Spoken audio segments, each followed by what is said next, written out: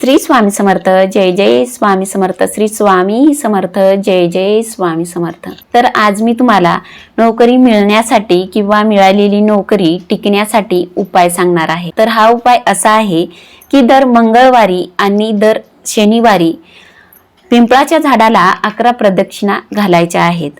घरून जाताना थोडे पाणी, गंगाजल आणि काळे तीळ सोबत घेऊन जावे।